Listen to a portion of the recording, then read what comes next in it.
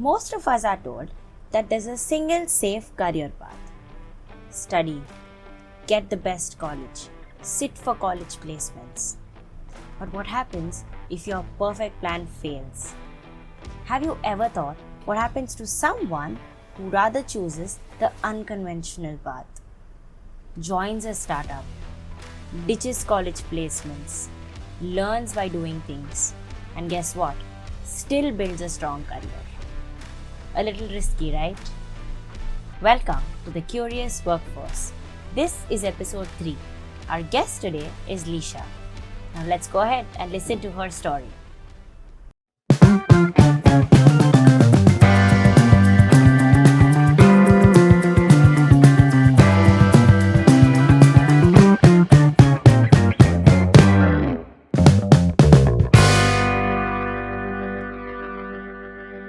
Hi, Lisha. Welcome to the new episode of The Curious Workforce. I'm so excited to have this conversation with you today. So let me just introduce you to our viewers. Lisha is someone who has navigated change, growth, and career perspective without following a perfectly straight line. And I just want her to explain her story in her own words. So, Lisha, would you be able to quickly introduce yourself to us? Hello, hi, thank you for having me. I think I'll start from my college days. So as you know, we were in the same college. Did not want to pursue engineering per se when I was doing my 12th standard, but ended up doing it somehow. Tried coding for a few years, did not enjoy it, and somehow realized that I might want to work at startups. So I think that's how it started. Started working in small startups where you get exposure to all of the things where you have to do not just what you have been hired for on paper. Ended up getting a stint as in the founder's office at Mentro. So that was my first legit internship, I think, in third year. Did a bit of everything there: recruitment, set up a new revenue channel, assisted the founder in whatever he needed, and a bunch of other things, including social media, etc. And then I landed at FAM. Started out as a partnerships intern there again in my third year. The entire job role was to get brands on board, expose them to the target group that we had, which was teenagers and young adults.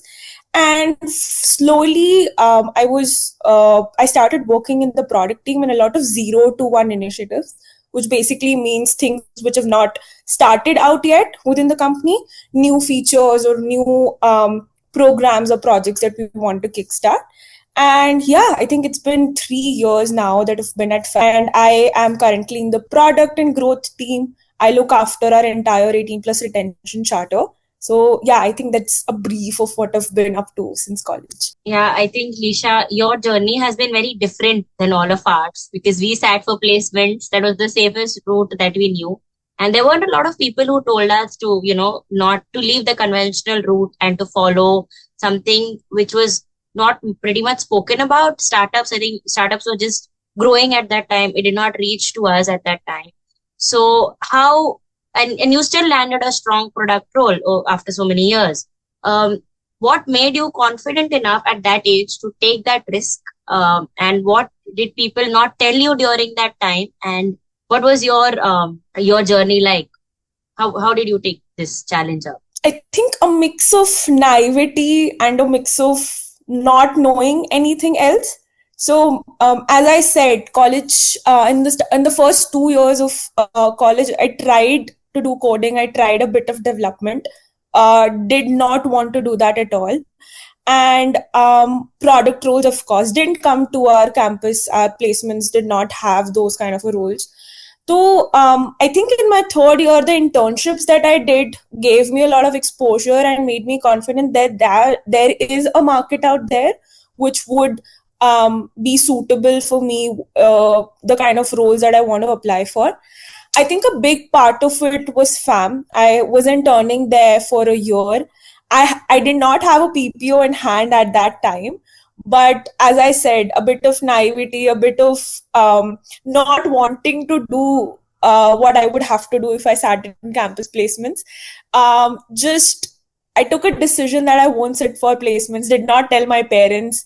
Everyone around me did tell me to sit for placements and at least have a backup of sorts, including my own manager at that time.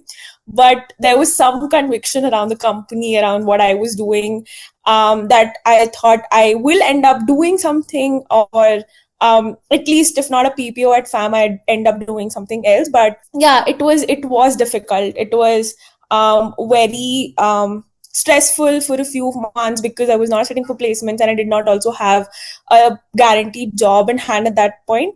But it helped that everyone around me was kind of stressed. Even people who were sitting for campus placements were going through the same thing because they had tests, interviews every day. So I just put my head down, did my work at FAM, continued doing that. And I think in Jan 2024, when our last semester was going on, I got a PPO. And it was not actually a PPO. I started working full time while I was in college. So was not easy, but I think it just a lot of hard work and some decisions that I took on a whim there. I think your story clearly talks about perseverance and consistency. And I think I love the part where you said just keep your head down and do your work. But to this Gen Zs who are graduating today in the times of AI, where everything is just so new and changing every day. Like I think during our times it was still okay, where we had a certain, we knew that okay, if we had to learn Excel or we had to learn SQL or whatever. But today, every day there is a new platform which has been coming up, which is developing. So, and someone who's trying to break into product roles with these platforms, what is the biggest myth that they see, and it's still there in a lot of students today, and what is actually holding them back through breaking these conventional methods? So, what is your opinion on I think I was in a similar bubble when I was in my third and fourth year. We don't actually know what product management means, right? I still don't know what it actually means, given I work at a startup where we have to do everything.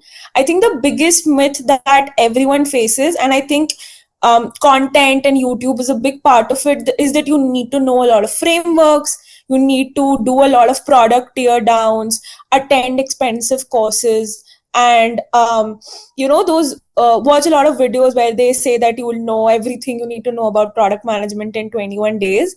I don't think all of that is necessary.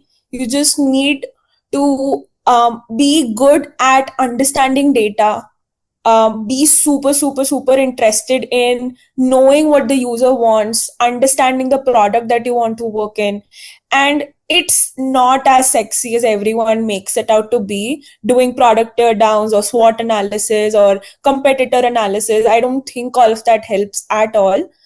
I don't know a single framework even now. So, not that is not helpful, of course, but I think it's just really important to understand data. First of all, I think data driven decisions are the biggest thing. So if you want to get into product, I think data analysis, strengthen those skills, and of course try to understand what products are meant for what users, what problems they're solving.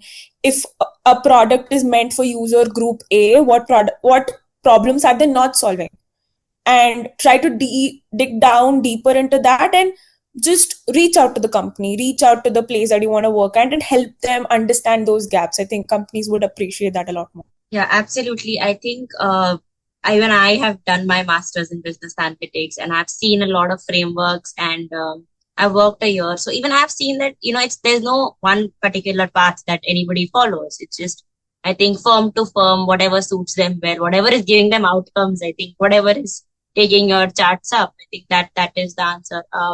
But now that you're someone who recently started out, and I think you when it wasn't a norm to adapt to all these features. So how has that been to you? How is AI like in your day-to-day job role? How is it helping you, or is it stopping you? How do you feel about AI being a part of your job now? It's honestly become a very integrated part of our lives. So if I really think about it, I would say that it has not made a very huge impact, but that would be wrong because I don't even realize the things that it has slipped in. Research has become very easy. Competitor analysis about understanding why, say, a certain company might have launched something, just scouring through the internet for old interviews or videos where you can, where, some other companies talking about why they did something. There are like 1 hour, 2 hour long podcasts, which might be condensed very easily. So I think I use AI a lot for research and understanding things which I am not great at. I think primarily for that. Second, documentation is something that it really, really helps in. I think being a product manager, documentation is something that is really important and a big part of your day-to-day life. So that is something that it helps out a lot. It most importantly, I think it has started helping everyone around me to be a thought partner, because we're a very young company. We don't have a lot of senior folks in the room to always guide you, and we do so chat GPT or other tools like that help you become a thought partner. It's not that you give them a problem and they'll give you a solution, but it's more about discussing that you have a thought A related to, say, product A, B. What could be the possible pros and cons? What is something that I'm blind to? What does my PRD not have? What possible sections might be missing from an engineering perspective or design or QA perspective? So I think it's integrated itself very nicely into a lot of places. Plus, we as a company do a lot of experiments. So AI workflows, etc., help us a lot, where we don't need to invest dev bandwidth necessarily and just do quick experiments on the app directly. So I think primarily these things is where I use AI pretty much every day in my day-to-day work life. But like you said that you don't need a certain development team or something like that. So it has affected onboarding people. You've come from onboarding yourself. So now if you look back, if you had to go back into the onboarding space, I think do you think that that would have also been affected because resumes are getting tweaked by AI? Everything, like even when you're giving an interview, it's pretty much people are going on ChatGPT, people are trying to get words from that, or even as a recruiter, I see a lot of job openings which have directly postings which are copy pasted from AI tools. So I think there has been a change, but the cut down that you spoke about, have you seen it? Like when you joined Pampe, I think it was an early startup, but now it's been a few years. So have you seen that they have been cutting down on recruitment, or because okay, easy if one person can do many job roles at one time. So has it become a norm now, or no? Still, people are required. What is your take On the contrary, we've hired a lot more folks in the last 1 year. Given our scale has increased a lot. So as I said, the AI workflows, tools, etc., it just enable PMs to experiment better. So I think we've become smarter in where we are investing development bandwidth in.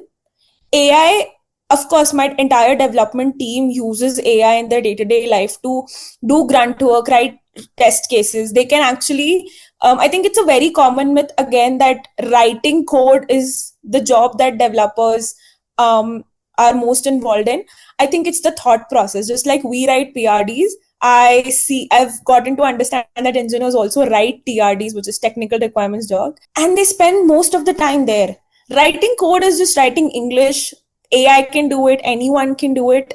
But the thought process that a person has, the context that they have about our systems, the understanding of complexity, of system design, of what could break if this wasn't there, or of what is there or not, and the context with which you can prompt AI, I think that is irreplaceable. And I don't think AI has affected recruitment in any way in the past few years, for us at least.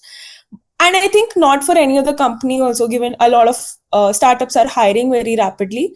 The only thing it has replaced is there's no space for mediocrity now. Like if we see anyone using AI during interviews, if we see anyone submitting an AI generated assignment or something like that, there's no space for them. We just want very, very, very bright folks who can leverage AI to make everyone's job easier. We don't want human intelligence to be spent doing grunt work. If something can be done in half an hour and it needs 2 days for you to do it, make enable yourself to get it done in half an hour is what I think the philosophy most companies are following these days. So, Lisha, you spoke about taking ownership, multitasking, and eventually coming at such a huge scale in your career. There are a lot of students out there who are overwhelmed with the number of resources. You go to every YouTube video link and you see our course is the best. Do these 3 things, do these 10 things, learn these things in certain number of days. So there's a lot of content out there based on what has genuinely helped you. Can you help us with the top 3 resources you'd recommend someone who's trying to break into product today and in the upcoming age of AI? So keeping that in mind. So I don't think I have any recommendations per se, like top 3 recommendations which I followed or anything like that. I think one thing that really keeps me interested, which most people around me even read today and listen to, is Lenny's podcast. He has a great website. He does podcasts here and there with a lot of folks. So I think that is something which is really interesting if you want to get insights from the people who've worked on great companies, great products.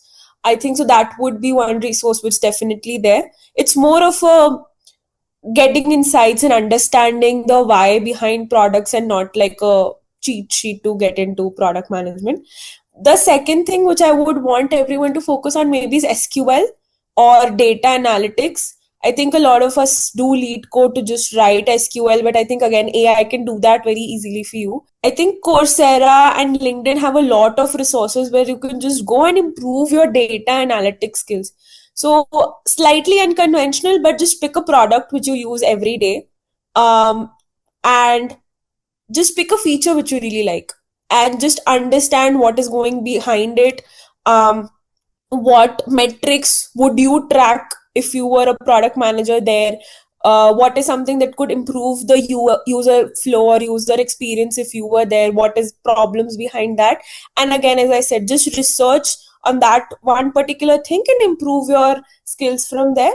And of course, we have a lot of AI resources now, so just use them as thought partners and improve your decision making skills from that. So it was a very interesting conversation with you. I'm sure I've learned a lot of things. So I'm sure that all the other viewers have learned a lot about how to break barriers and, follow your path, stay true to yourself and be consistent, and it'll happen in the future to everyone like that.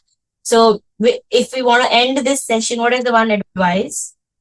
It may not be technical, it may not be, something related to courses, but just advice for all the juniors or the seniors that you would like to give.